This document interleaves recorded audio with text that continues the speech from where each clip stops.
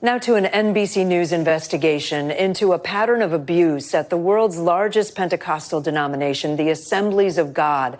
For decades, a man who some called the holiest man on earth abused young men and boys. Survivors and advocates say for a long time, church leaders looked the other way. A warning, some content in this story might be hard to hear. I can tell you that I'm a registered sex offender. A shocking confession from youth minister Daniel Savala in his living room. I knew that I was wrong. Joseph Cleveland's youth pastor brought him to that same room when he was 15. This is like right after I met Daniel. Now a father of 3, Cleveland says back then he was looking for a father figure himself. He was told Savala could help guide him. He was more like a guru. Like if you struggle with something, let's go ask Daniel. When did your relationship go from spiritual guidance to something else? Day 2. It starts kind of slow. It starts with him changing in front of me. Or let's talk about masturbation or pornography. Cleveland says Savala's openness was revelatory. I can finally talk about this stuff with somebody who everybody has told me to trust and respect. But for a decade, Cleveland says Savala took that trust and twisted it. Probably within a year, he kind of progresses to like oral sex, where he kind of forces himself on me. Makes you do that? Yeah. Sorry. Every time you talk about it, you relive it, so. And I remember distinctly him grabbing the back of my head and forcing me onto him. It's a memory that never goes away. That abuse allegedly happened here in Savala's ivy-covered bungalow, nicknamed the Lion's Den.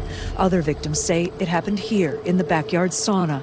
According to lawsuits, police reports, online forums, and interviews with NBC News, Savala had access to boys and young men through Chi Alpha, a college campus ministry run by the Assemblies of God, the world's largest Pentecostal denomination. In a statement to NBC News, the Assemblies of God says it directed Chi Alpha leaders in Texas to stay away from Savala in 2018 and took appropriate actions when it received reports of sexual abuse in 2023.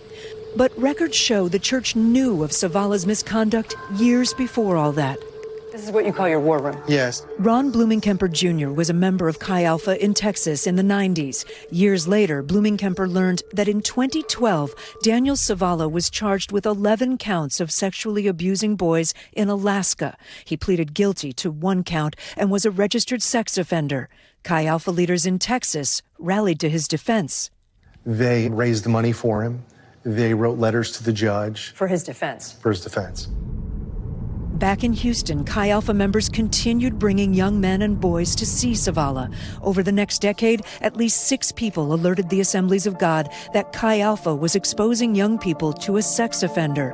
NBC News found emails and phone calls were dismissed or ignored. In 2023, Blumenkemper launched his online forum. Story after story of people saying, I told, they did nothing. It was the forum that changed everything for Stephen and Jessica Holt. I call my husband and say, I think that this is Papa Daniel, and if it is, our son has been to his house. Their son, a minor we're not naming, was just 13 when he was introduced to Savala through their former church. Years after that conviction in Alaska, the Holts thought it was an honor. Daniel was Jesus, Moses, Daniel, Papa Daniel. The holiest man on earth. But they say Savala used that persona to groom victims and normalize abuse. They say 4 Chi Alpha members trained by Savala abused their boy. The guys were pulling their penises out in a circle, encouraging our son to do the same. They would put his head in their crotch and make, sexual sounds. Why do you think these men who are accused were able to abuse your son over and over again? He trusted them. And they had phrases of nudity is unity. Everyone does this. It's normal. Savala says much the same thing in that 2023 confession tape he made with a lawyer obtained by NBC News. It's unclear why he made the video. I would say, oh, this is natural, this is fun, and I won't tell anybody. In that video, he says the church had no idea what he was doing. Savala is in jail, facing criminal charges, but has not entered a plea. His lawyers did not respond to a request for comment. 6 of Savala's proteges are also charged with sexual abuse. The Holts sued the Assemblies of God for negligence and settled for an undisclosed sum. The Assemblies of God says they were heartbroken to hear allegations against Savala and the pain his reported actions caused, saying they're doing everything we can to help. What do you want to see from the Assemblies of God now? I want to see them release all the reports and take full responsibility. We knew he was a registered sex offender and we didn't do enough, and we're sorry. An apology is what many say they're waiting for. In 2023, the Assemblies of God did an internal investigation into the alleged abuse. Accusers like Joseph Cleveland, who you just saw in our story, say the Assemblies of God hasn't made enough changes. They are urging the church to release a report on that investigation. Meanwhile, Daniel Savala is awaiting trial. At least 10 people have accused him of sexual misconduct in criminal filings, lawsuits, and signed statements.